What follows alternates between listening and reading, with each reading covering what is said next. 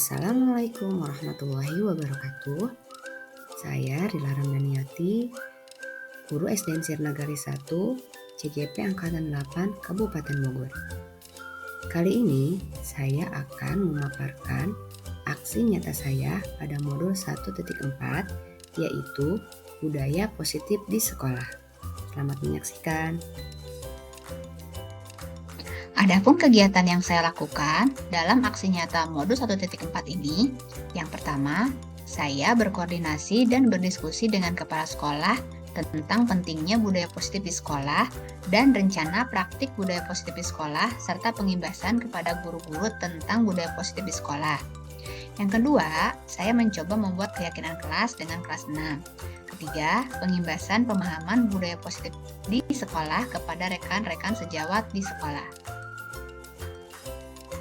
Adapun capaian yang diharapkan pada kegiatan kali ini adalah guru memahami konsep budaya positif yang di dalamnya terdapat konsep perubahan paradigma stimulus respon dan teori kontrol, 3 teori motivasi perilaku manusia, motivasi internal dan eksternal, keyakinan kelas, hukuman dan penghargaan, 5 kebutuhan dasar manusia, 5 posisi kontrol guru dan segitiga restitusi. Kedua, guru menerapkan strategi disiplin positif yang memerdekakan murid untuk menciptakan ekosistem sekolah yang aman dan berpihak pada anak. Ketiga, guru menyusun langkah-langkah dan strategi aksi nyata yang efektif dalam mewujudkan kolaborasi dengan seluruh pemangku kepentingan sekolah agar tercipta budaya positif yang dapat mengembangkan karakter murid. Adapun dampak bagi murid dari kegiatan ini, yang pertama, murid tidak mengalami hukuman ketika membuat kesalahan dan sebaliknya dibimbing oleh guru untuk sadar dari internal dirinya dengan prosedur penanganan segitiga restitusi. Yang kedua, murid dapat membuat keyakinan kelas sendiri yang mengontrol perilaku mereka sendiri dalam segala aktivitasnya, baik di kelas ataupun di sekolah. Dan yang ketiga, murid merdeka belajar dan disiplin mentaati nilai-nilai kebajikan universal.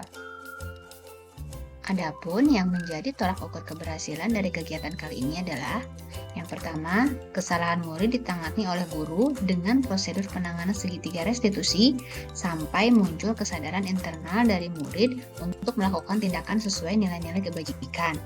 Yang kedua, murid mentaati keyakinan kelas ataupun sekolah. Dan ketiga, murid nyaman belajar dan memiliki karakter sesuai profil pelajar Pancasila. Adapun eksplorasi konsep yang saya sampaikan antara lain disiplin positif dan nilai-nilai kebajikan universal, teori motivasi, hukuman dan penghargaan, serta restitusi, keyakinan kelas, kebutuhan dasar manusia, 5 posisi kontrol guru, dan segitiga restitusi. Adapun aktivitas yang pertama kali saya lakukan dalam aksi nyata kali ini adalah membuat keyakinan kelas, yaitu keyakinan kelas 6. Hal yang pertama dilakukan, setiap murid dalam kelas masing-masing mengusulkan ide tentang keyakinan kelas. Semua murid menuliskan idenya di papan tulis. Setelah itu, berdiskusi untuk merumuskan keyakinan kelas yang disepakati.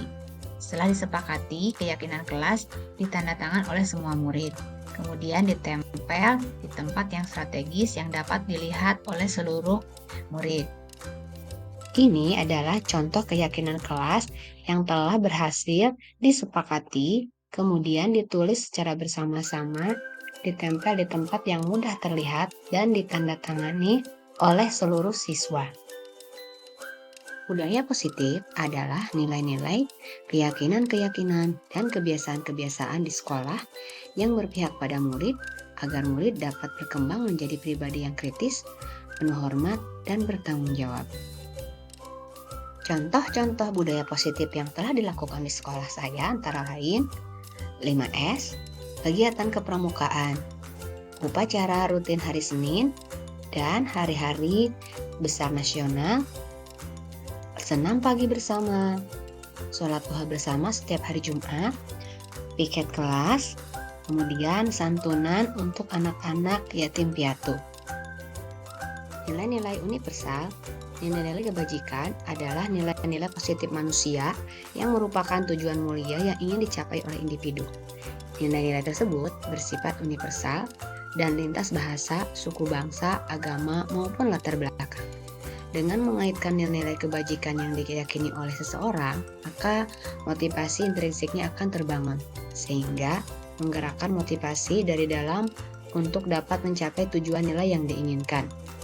Contoh nilai kebajikan antara lain tanggung jawab, jujur, bersyukur, hormat, lurus hati, berprinsip, integritas, kasih sayang, rajin, komitmen, percaya diri, sabar, loyal, kreatif, mandiri, toleransi, dan sebagainya. Nilai-nilai kebajikan yang ingin dicapai oleh setiap anak Indonesia kita kenal dengan profil pelajar Pancasila, yaitu beriman, bertakwa kepada Tuhan Yang Maha Esa dan berakhlak mulia, mandiri, bernalar kritis, berkebinekaan global, dan gotong royong, serta kreatif. Pengertian disiplin. Pengertian disiplin itu sendiri adalah bentuk sikap dan perilaku seseorang yang terus menaati aturan yang ada. Kenapa muncul istilah disiplin positif? Disiplin sebenarnya artinya itu patuh terhadap aturan atau norma. Sebenarnya ini ada kesan ketidaknyamanan atau terpaksa. Disiplin yang seharusnya itu terbentuk karena motivasi intrinsik atau timbul dari dalam diri seseorang yang telah terinternalisasi dan menjadi karakter. Disiplin positif bertujuan untuk menumbuhkan kesadaran serta memberdayakan murid untuk melakukan sesuatu tanpa sebukan, ancaman, ataupun hukuman. Dari pengertian disiplin dan kenapa harus ada disiplin positif, diambil sebuah pengertian tentang disiplin positif, yaitu karakter seseorang dalam bentuk sikap, tingkah laku yang terbentuk dari kesadaran dalam diri atau terinternalisasi, bertanggung jawab terhadap apa yang mereka lakukan dengan berdasarkan pada nilai-nilai kebajikan universal, yaitu jujur, bersyukur, lurus hati, berprinsip, integritas, kasih sayang, rajin, komitmen, percaya diri, mandiri, dan lain sebagainya. Bahasan selanjutnya adalah tentang ilusi kontrol.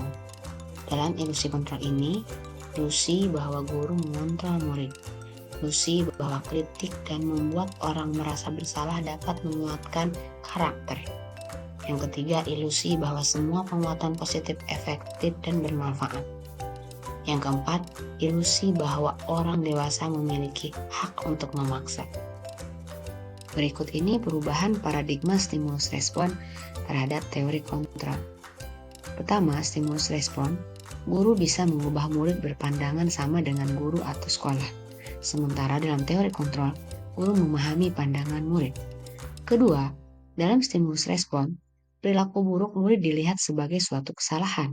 Sementara perubahan dalam teori kontrol, semua murid berperilaku memiliki tujuan tertentu. Ketiga, guru bisa mengontrol murid, sementara dalam teori kontrol, hanya murid yang dapat mengontrol dirinya sendiri. Keempat, guru dapat memaksa murid pada saat rujukan gagal, sementara dalam teori kontrol, guru dapat mengkondisikan antar murid berkolaborasi dan berkonsensus menciptakan pilihan baru. Kelima, dalam stimulus respon, model berpikir menang atau kalah, sementara model berpikir dalam teori kontrol adalah menang-menang. Berikut ini konsep disiplin dengan identitas sukses, konsekuensi, dan restitusi. Dalam konsekuensi, penguatan jangka pendek. Dalam restitusi, murid bertanggung jawab terhadap perilakunya. Yang kedua, dalam konsekuensi, perlu monitoring berkelanjutan. Sementara dalam restitusi, fokus pada pemecahan masalah jangka panjang. Ketiga, dalam konsekuensi, stimulus respon. Kemudian, dalam restitusi, murid menghormati dirinya dan orang lain. Keempat, murid menghormati peraturan. Sementara dalam teori restitusi, teori kontrol, dirinya memegang kontrol. Kelima, kehilangan waktu untuk merenungi kesalahan. Sementara dalam restitusi, murid semangat untuk memperbaiki kesalahan. Istilah lain yang akan dibahas dalam paparan ini yaitu dihukum oleh penghargaan. Apa maksud dari ungkapan ini? Artinya, Yang pertama, penghargaan itu dapat bersifat menghukum. Kedua, penghargaan dalam jangka panjang membuat ketergantungan. Ketiga, penghargaan mematikan kreativitas. Keempat, penghargaan mengurangi ketepatan. Kelima, penghargaan merusak hubungan. Keenam, penghargaan tidak efektif. Dan terakhir, penghargaan mengurangi motivasi intrinsik. Berikut ini perbedaan hukuman dan konsekuensi. Dalam hukuman, biasanya sesuatu yang bersifat menyakitkan, sementara dalam konsekuensi sesuatu yang harus terjadi. Hukuman membuat murid sakit, baik fisik maupun hati, dan akan memberkas pada jangka waktu yang lama. Sementara dalam konsekuensi, membuat murid merasa tidak nyaman dalam jangka waktu yang pendek. Yang ketiga, dalam hukuman, murid membenci kedisiplinan.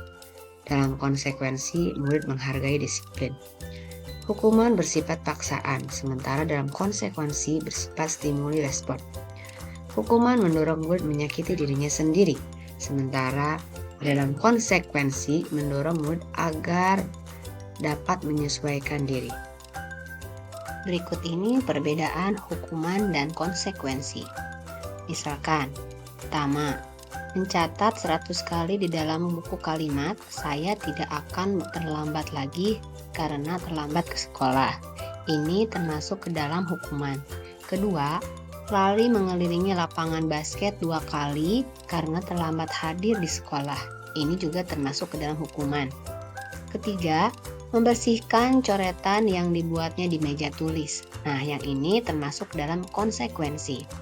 Kemudian, murid diminta untuk push up 15 kali karena tidak menggunakan masker ke sekolah. Contoh ini merupakan hukuman. Kemudian, menggantikan kertas tugas teman yang telah dicoret-coret. Dan ini termasuk ke dalam konsekuensi. Kemudian ada juga berjemur di lapangan basket pukul 12 siang karena mengobrol dengan teman. Hal ini termasuk ke dalam hukuman. Ada lagi, murid diminta bertelanjang kaki sepanjang hari karena tidak menggunakan sepatu warna hitam sesuai dengan peraturan sekolah. Hal ini termasuk ke dalam hukuman. Terakhir, berdiri di depan kelas sambil mengangkat satu kaki karena tidak bisa menjawab pertanyaan. Nah, ini juga termasuk ke dalam hukuman.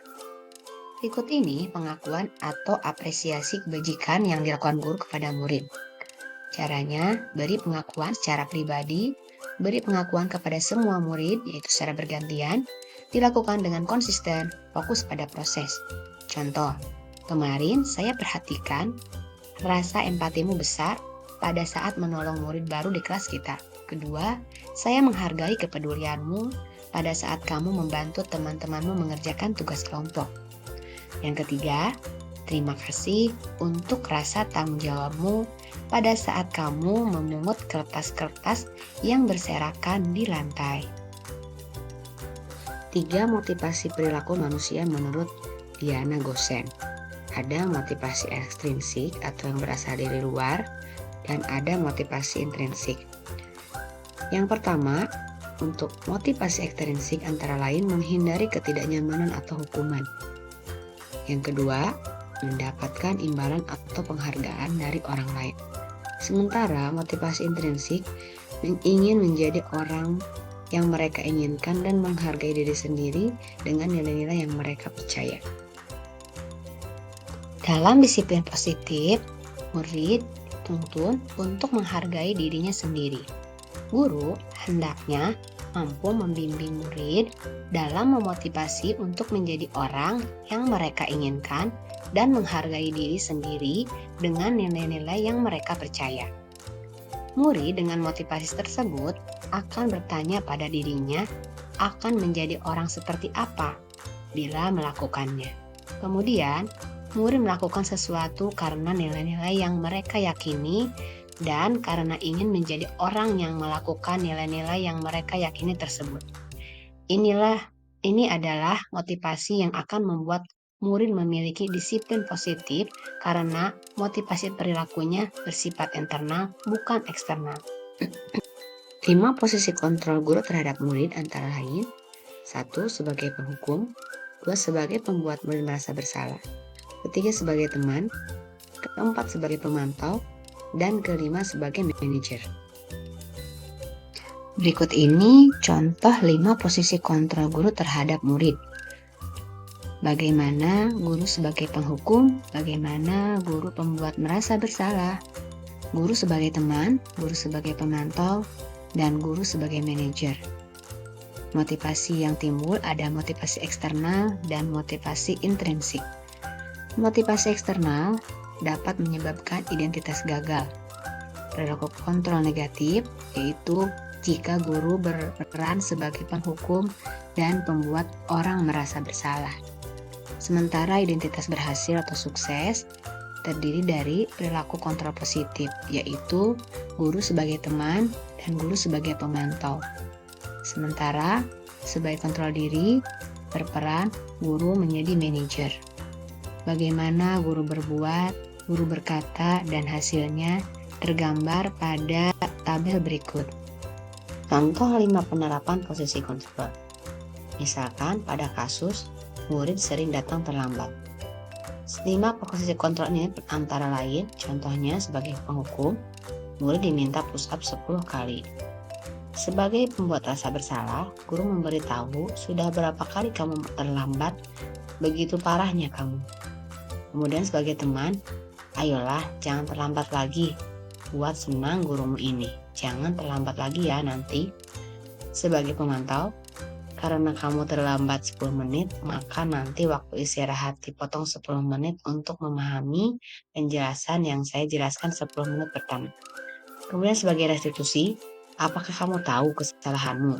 Kira-kira bagaimana kamu akan memperbaiki kesalahan ini?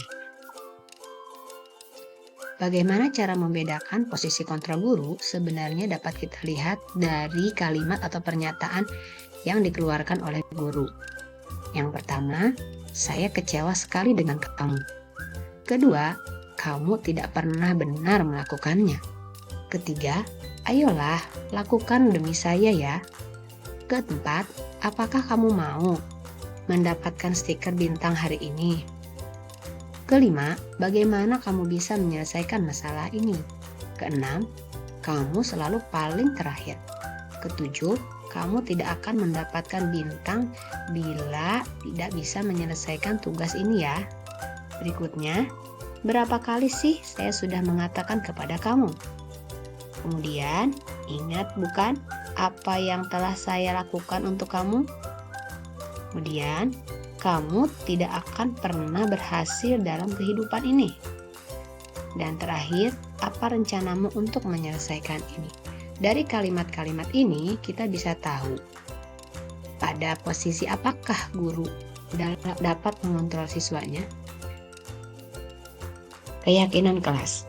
Keyakinan kelas, kesepakatan dari murid-murid satu kelas, dan mereka yakin apabila kesepakatan tersebut dijalankan. Nilai-nilai kebajikan yang didambakan di kelas akan terrealisasi sehingga kelas menjadi nyaman untuk belajar. Adapun ketentuan merumuskan keyakinan kelas antara lain: 1. Berupa penyataan universal. 2. Sesuai kondisi kelas agar mudah diterapkan. 3. Menggunakan kalimat positif. 4. Semua warga dilibatkan saat membuat atau merumuskan. Dan terakhir, sedikit saja agar mudah diingat, hanya 5-7 rumusan.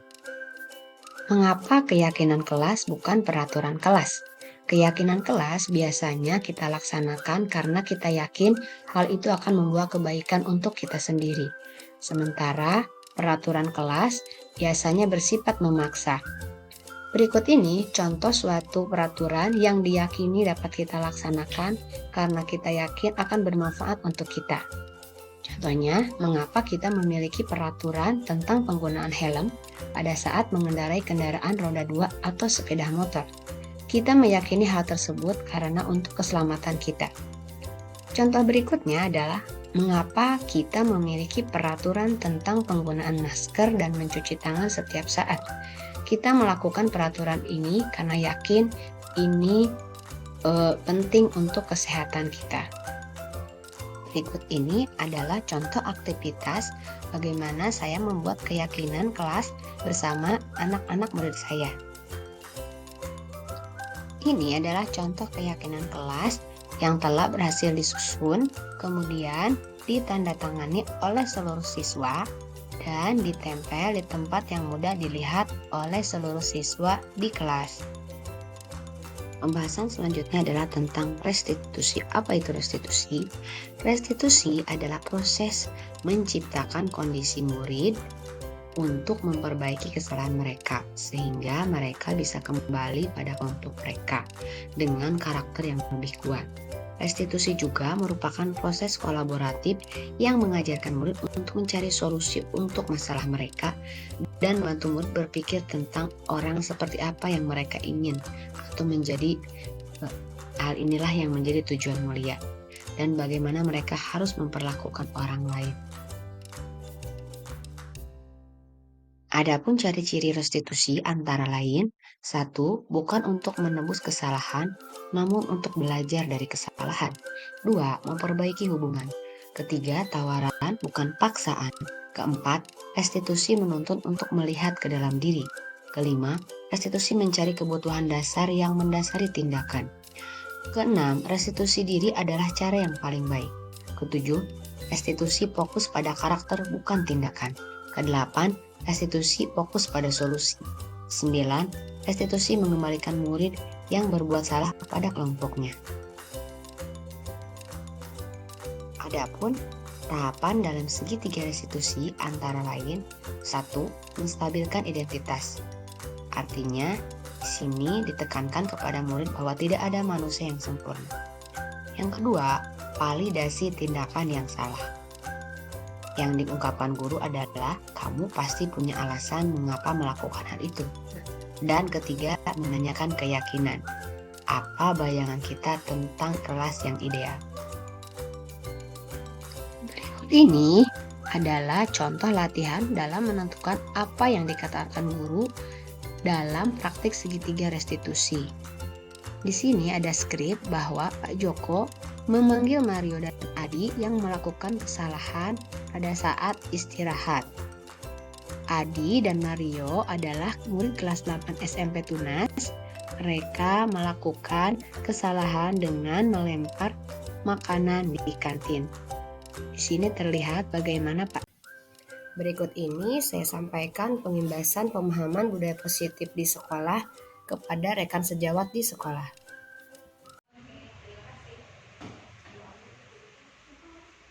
Assalamualaikum warahmatullahi wabarakatuh.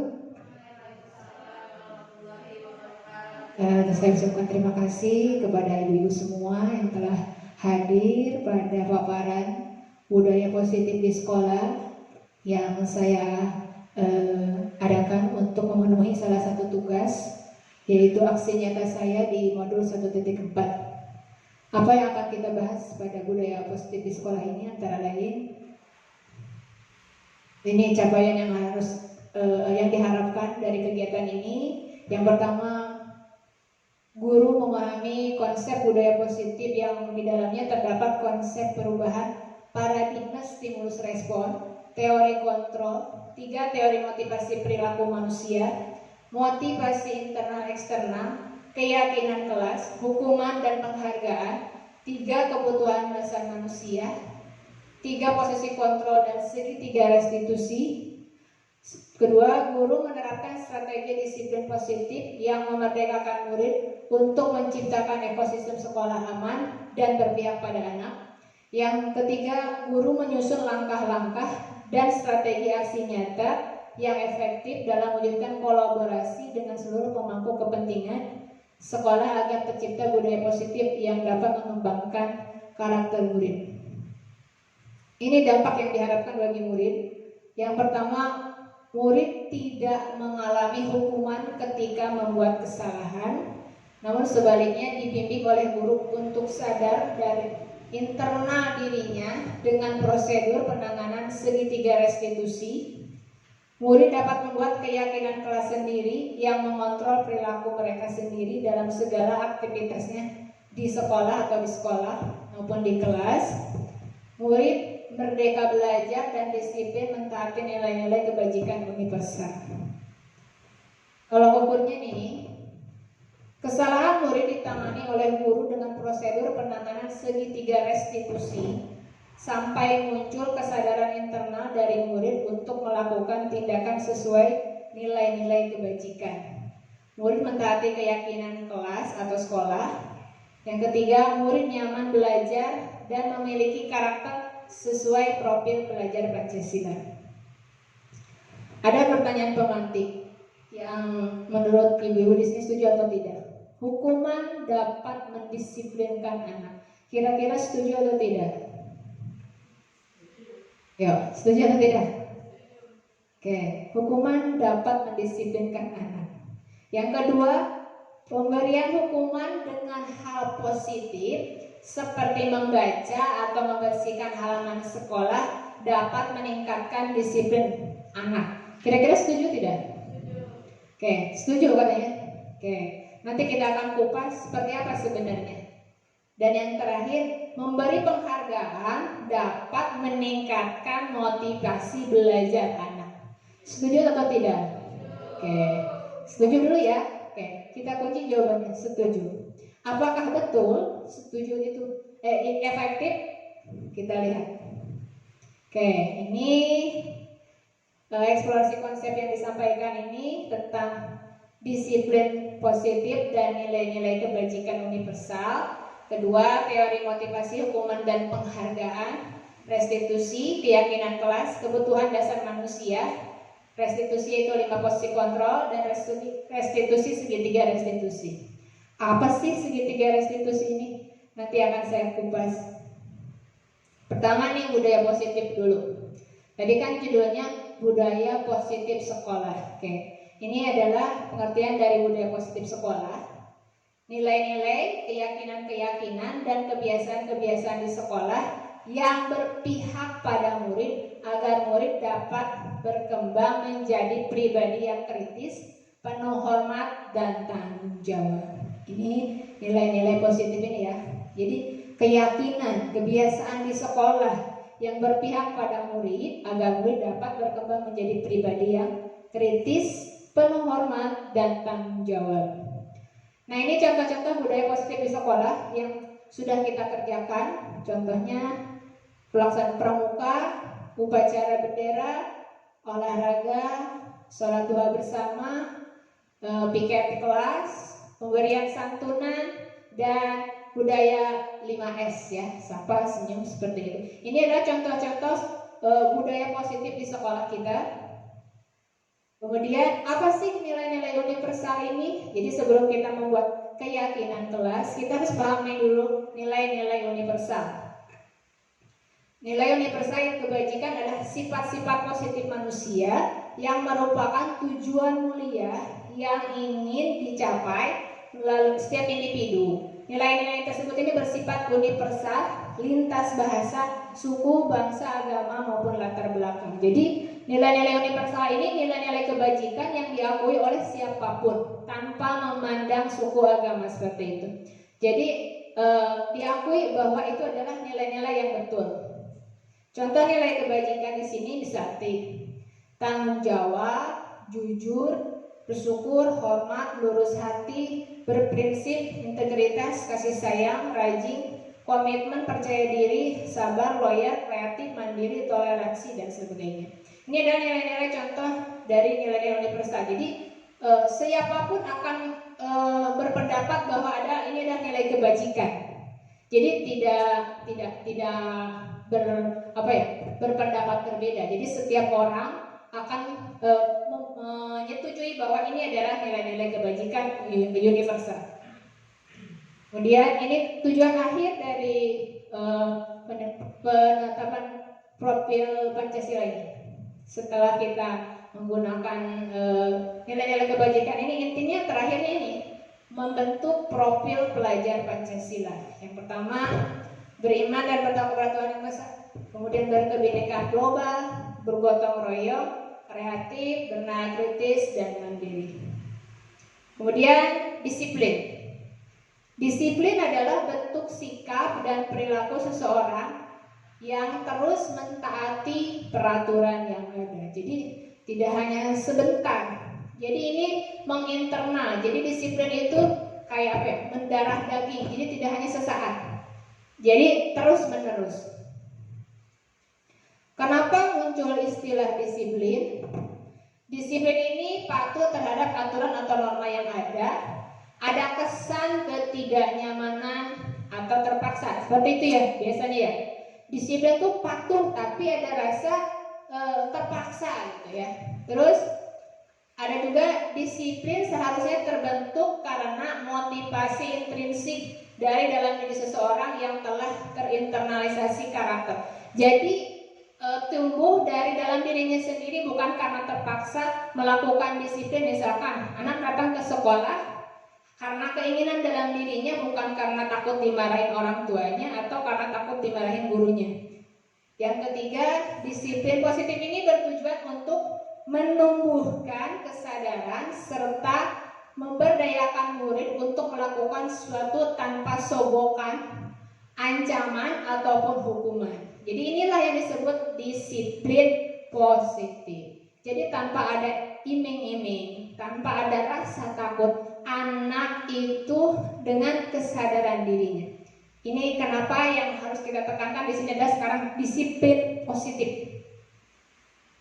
Nah ini apa sih disiplin positif itu?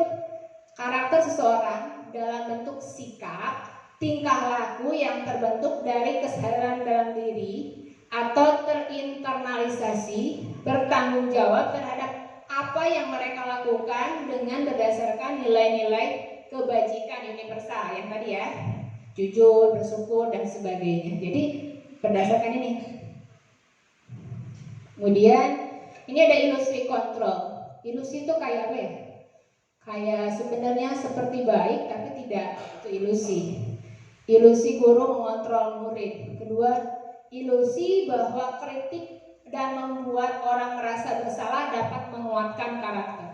Kadang-kadang kita tanpa sadar memberikan ke anak seperti ini ya, dikritik gitu ya. Tapi kita merasa kalau menurut guru itu benar gitu mengkritik anak itu, padahal itu kadang-kadang akan menyakiti anak gitu, menyakiti hati anak. Kemudian ilusi bahwa semua penguasaan positif, semua penguatan positif efektif dan bermanfaat. Jadi penguatan itu kayak apa ya, pujian ya, penguatan itu bisa pujian, itu efektif dan bermanfaat, padahal belum tentu. Kemudian ilusi bahwa orang dewasa memiliki hak untuk memaksa. Kita nih sebagai guru, saya berhak nih, saya berkuasa di kelas, saya bisa maksa anak. Padahal itu hanya seperti ilusi saja, hanya sebentar. Tapi anak akan mengulanginya lagi apa yang kesalahan yang telah dia lakukan. Kemudian nih sekarang ada perubahan paradigma stimulus respon dan teori kontrol. Tadinya ini stimulus respon, kemudian sekarang berubah menjadi teori kontrol. Guru bisa mengubah murid berpandangan sama dengan guru atau sekolah. Kalau sekarang guru memahami pandangan murid. Jadi ketika anak melakukan kesalahan, ketika anak melakukan pelanggaran, kita harus pahami dulu apa sih yang mendasari dia berbuat seperti itu. Jadi kita tidak langsung memarahin anak itu atau menyuruh atau menghukum anak tersebut, padahal kita tidak tahu dia pasti punya alasan yang jelas gitu. Kemudian berperilaku buruk murid dilihat sebagai suatu kesalahan. Setiap perilaku murid kadang-kadang saya pun seperti itu ya. Kadang-kadang budak salah gitu. Padahal nggak seperti itu. Kalau sekarang semua perilaku murid memiliki tujuan. Dia akan melakukan apapun pasti ada tujuannya. Bahkan itu pun ketika mengganggu temannya, pasti dia punya tujuan, ya kan? Kemudian guru bisa mengontrol murid. Harusnya nih hanya murid yang dapat mengontrol dirinya. Jadi kita tidak bisa memaksa, tetapi harus ada dalam diri anak sendiri mau berubah gitu. Jadi kita tidak bisa memaksakan dia mengikuti apa yang kita katakan gitu. Ya itu paling ketika ada kita. Tetapi kalau misalkan kita sudah tidak ada, apakah dia akan melakukannya? Tentu saja tidak, ya kan? Terus ini guru dapat memaksa murid pada saat bujukan gagal gitu ya. Dibujuk nggak mau gitu ya. Akhirnya kadang-kadang kita emosi, timbul emosi, dipaksa gitu ya, supaya anak nurut sama kita nih. Padahal nih sekarang Guru dan dapat mengkondisikan antara berkolaborasi dengan konsensus ciptaan pilihan baru. Model berpikir menang-menang, jadi win-win solution. Jadi kita menawarkan ke murid, harusnya bagaimana nih supaya kamu tidak melakukannya lagi gitu ya. Nanti akan kita bahas. Kalau ini kan, kalau yang respon stimulus respon ini, guru masih berpikir menang kalah gitu. Kalau misalkan anak nurut sama kita, berarti kita merasa menang, ya kan? Kayak gitu ya. Tapi kalau sekarang di disiplin positif ini, antara guru dan murid ada perasaan win-win gitu ya, menang-menang dua-dua. Jadi diambil jalan tengah. Kemudian ini konsep disiplin dengan identitas gagal. Kenapa begitu?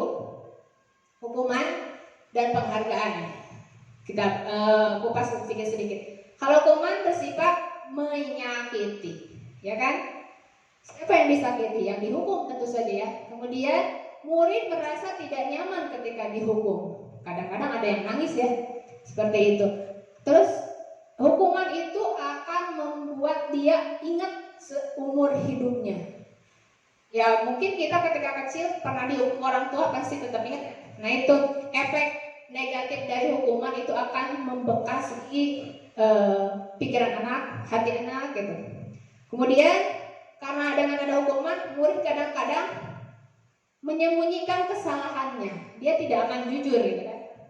Kedua, memaksa murid menjadi rendah diri. Kalau anak misalnya dihukum, biasanya lebih suka tidak percaya diri lagi di depan teman-temannya ya. Nah, kemudian bagaimana dengan penghargaan? Supaya anak melakukan hal positif ini, bagaimana kalau ketika kita memberi penghargaan? Penghargaan itu akan merusak hubungan. Maksudnya apa nih? Jadi ketika anak diberi penghargaan ranking di kelas, misalkan kita memberikan penghargaan kepada anak yang ranking 1, dikasih hadiah, tapi kita nggak punya hadiah lagi untuk yang ranking 2. Bagaimana efeknya untuk yang ranking 2? Ya kan? Hubungan baiknya dengan temannya itu akan ada rasa iri. Ya kan? Seperti itu. Jadi tidak baik juga memberikan penghargaan itu. Terus penghargaan ini akan mematikan kreativitas. Kenapa seperti itu? Ketika anak diberi penghargaan telah melakukan sesuatu, misalkan dia akan melakukan itu hanya karena ingin mendapatkan hadiah. Seperti itu. Jadi nggak kreatif. Ketika hadiahnya misalkan kita hentikan, apakah dia akan melakukannya lagi? Biasanya tidak. Biasanya semangatnya akan turun gitu. Kemudian menghukum dengan sistem ranking. Oke lah, anak sekarang kan di kurikulum Merdeka ini semua anak punya potensi gitu ya. Ketika pemberian ranking itu sebenarnya di sini seperti menghukum. Menghukum siapa? Menghukum anak-anak yang tidak dapat peringkat, ya kan? Jadi efeknya ke anak itu tidak ada semangat lagi untuk yang tidak mendapatkan ranking. Mungkin kalau guru berpendapat supaya termotivasi, padahal ada secara psikologis itu ada efek yang dirasakan oleh anak-anak yang lain yang tidak mendapatkan ranking. Kemudian merampas hak menghargai dirinya. Jadi dia tidak lagi menghargai dirinya gitu, karena yang dia lakukan hanya untuk mendapatkan penghargaan. Kemudian ini konsep disiplin dan intensitas sukses. Jadi yang tadi kita rubah menjadi konsekuensi dan restitusi. Kemudian ini penguatan jangka pendek. Kemudian perlu monitoring. Stimulus respon yang tadi, murid menghormati peraturan, kehilangan waktu untuk merenungi kesalahan. Ini konsekuensi. Sementara ini restitusi. Dengan restitusi, murid bertanggung jawab terhadap perilakunya, fokus pada pemecahan masalah jangka panjang, jadi bukan saat itu saja. Karena tadi menginternal kan, jadi berlaku untuk dia sepanjang hayatnya. Murid menghormati dirinya dan orang lain, teori kontrol, dirinya memegang kontrol.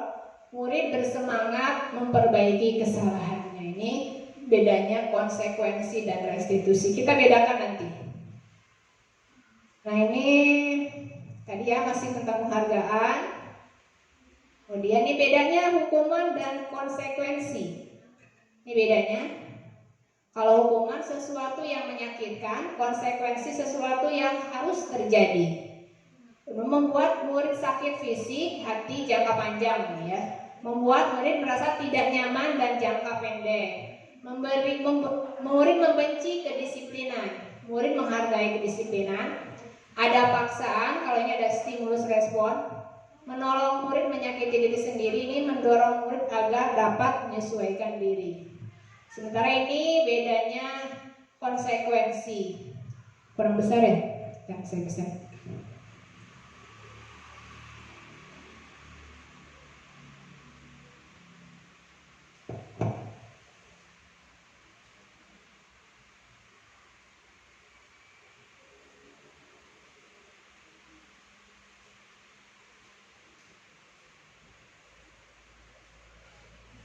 Kelihatan nggak? Ini beda hukuman dan konsekuensi, kita bisa lihat.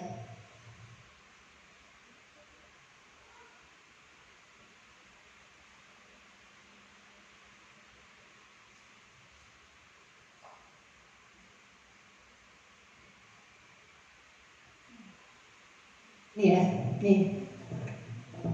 Sekarang kita bisa membedakan mana hukuman, mana konsekuensi. Misalnya nih, mencatat 100 kali di dalam buku kalimat saya tidak akan terlambat lagi karena terlambat ke sekolah. Nah, ini termasuk ke dalam hukuman. Lari mengelilingi lapangan basket 2 kali karena terlambat hadir. Ini hukuman. Sedangkan konsekuensi seperti ini contohnya.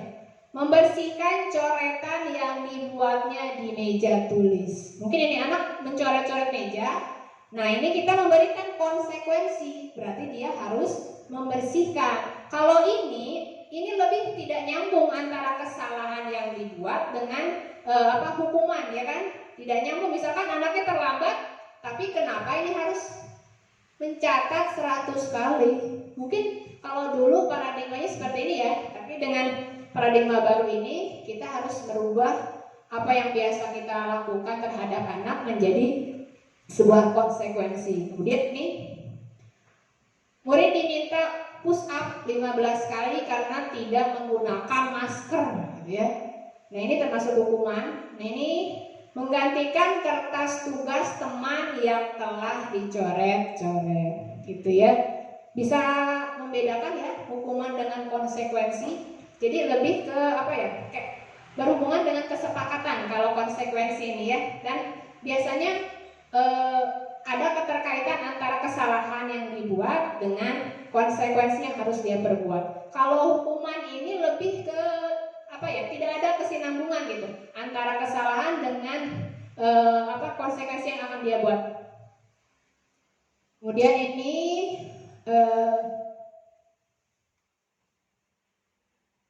nah, ini ada motivasi perilaku manusia, ada motivasi ekstrinsik, ada intrinsik. Contohnya ini menghindari ketidaknyamanan atau hukuman. Contoh, murid seragam lengkap agar tidak terkena razia ketertiban berpakaian. Kalau ini ekstrinsik, ya kan, mendapat imbalan atau penghargaan dari orang lain. Contohnya, murid mau belajar kelas tujuannya mendapatkan ranking. Terus menjadi orang yang mereka inginkan dan menghargai diri sendiri dengan nilai-nilai yang mereka percaya. Ini intrinsik.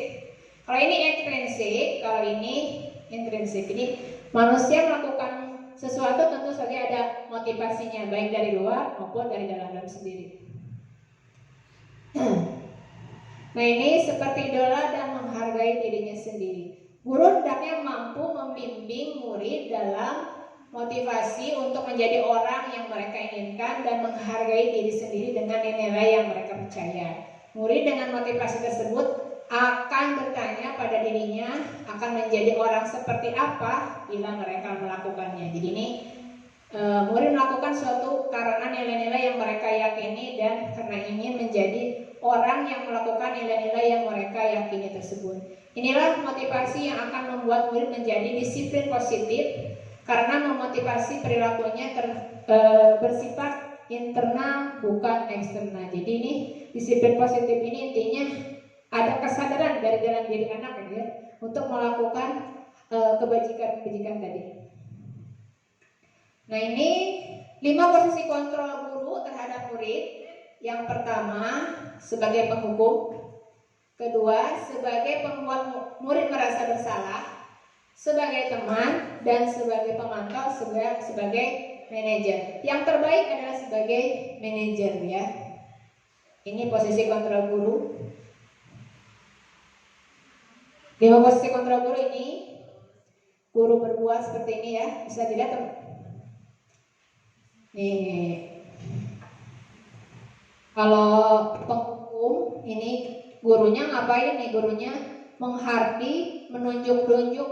Kalau pembuat merasa bersalah, biasanya berceramah menunjukkan kecewaan mendalam. Terus sebagai teman membuat alasan-alasan untuk muridnya. Terus ada sebagai pemantau, menghitung dan mengukur. Kemudian sebagai manajer mengajukan pertanyaan-pertanyaan.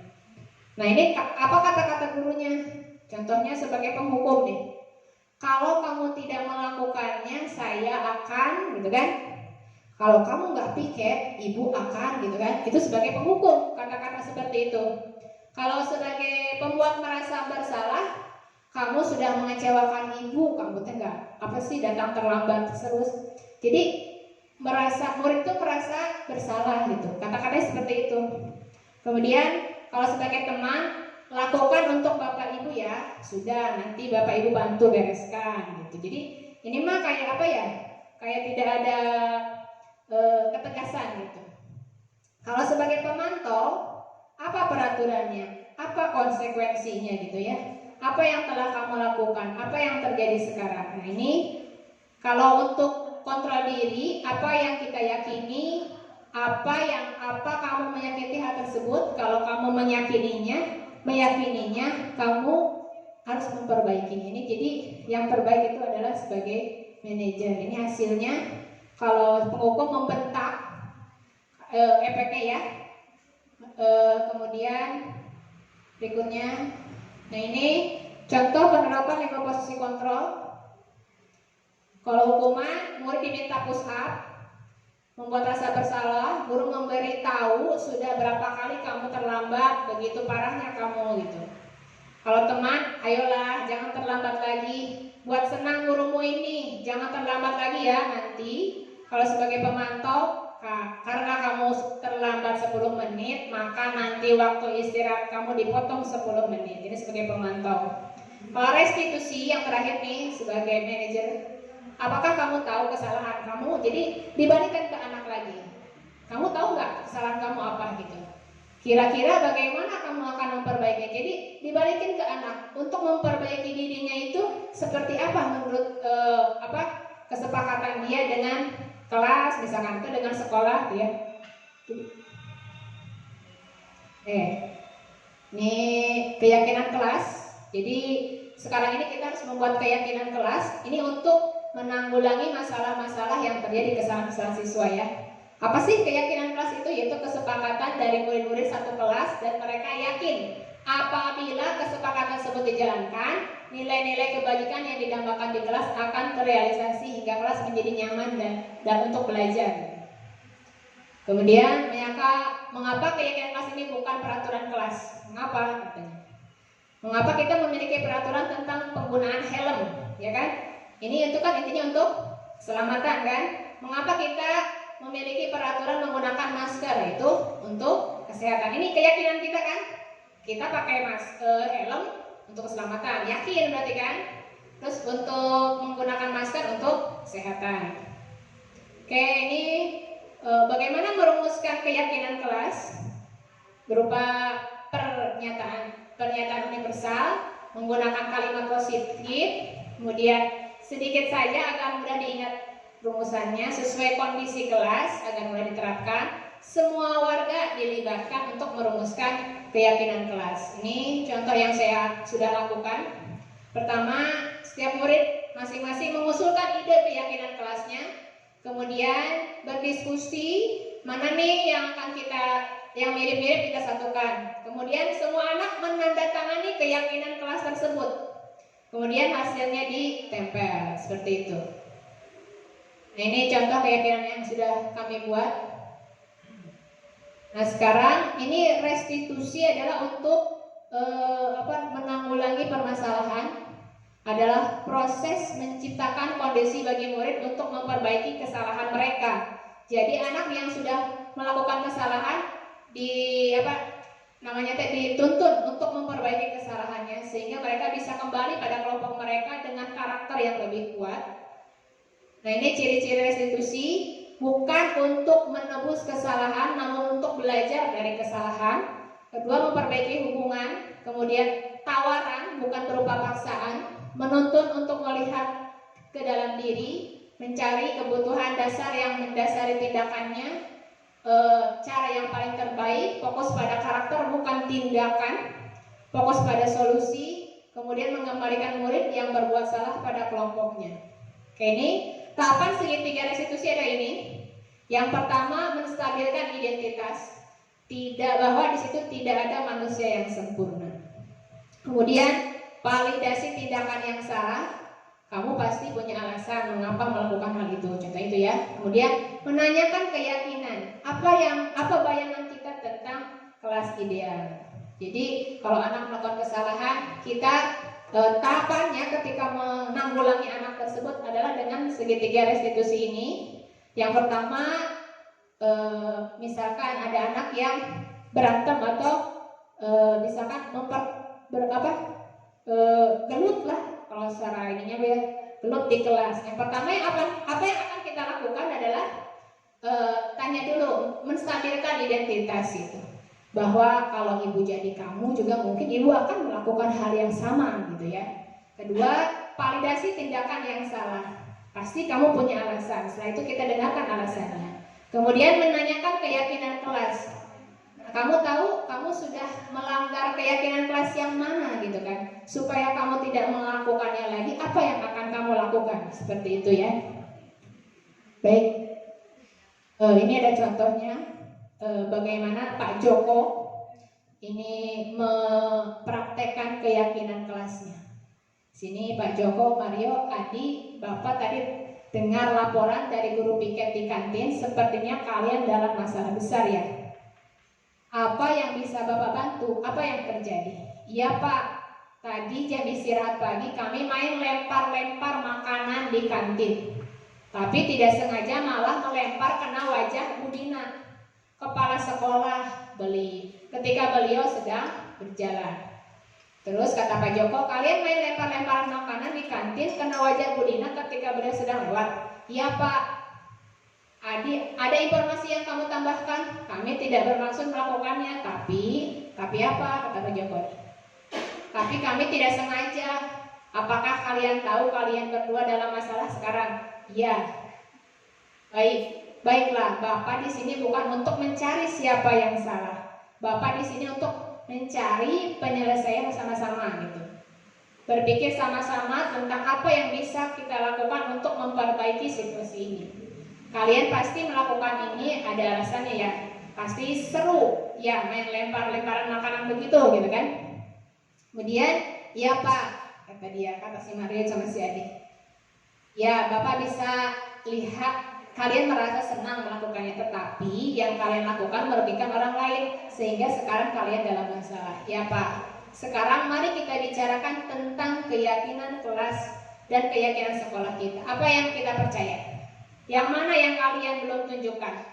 Kita harus bersikap baik satu sama lain, menghormati orang lain dan menghormati dirimu sendiri. Nah, kalian berdua ingat dengan baik keyakinan kelas kita? Kita kembali pada ketika kalian main lempar-lempar makanan dan mengenai Ibu Dina. Apakah ketika kalian melakukan itu kalian menghormati orang lain dan lingkungan? Tidak. Tapi kalian mendapatkan rasa senang. Menurut Bapak, ada cara lain untuk mendapatkan rasa senang tanpa merugikan orang lain. Bagaimana menurut kalian? Ya Pak. Nah sekarang mari kita selalu mengindahkan keyakinan kelas kita. Besok kita akan ke kantin dan kalian bisa berperilaku lebih baik lagi. Seperti ini tahapannya ya, dari segitiga restitusi itu.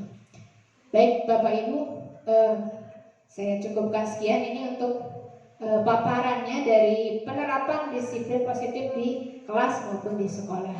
Saya ucapkan terima kasih. Assalamualaikum warahmatullahi wabarakatuh.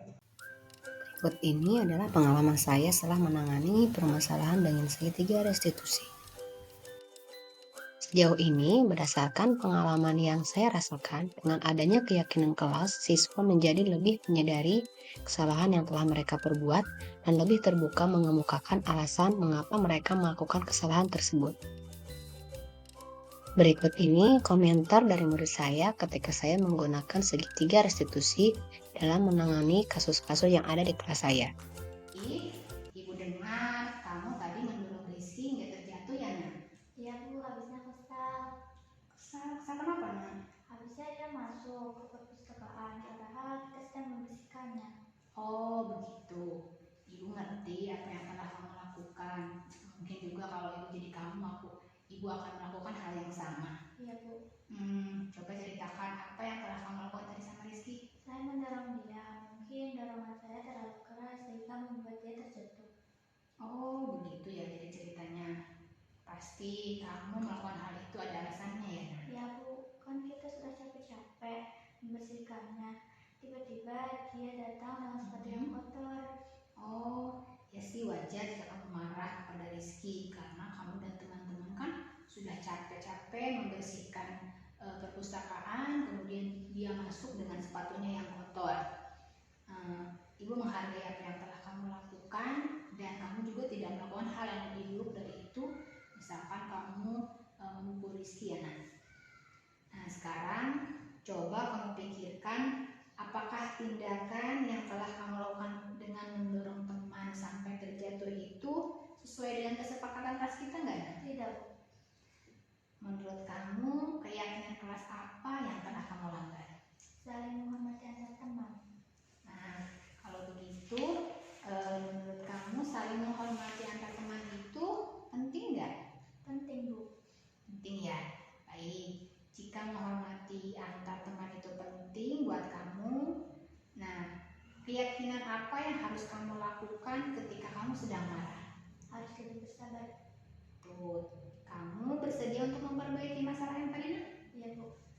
Apa yang harus kamu lakukan untuk memperbaiki masalah tadi?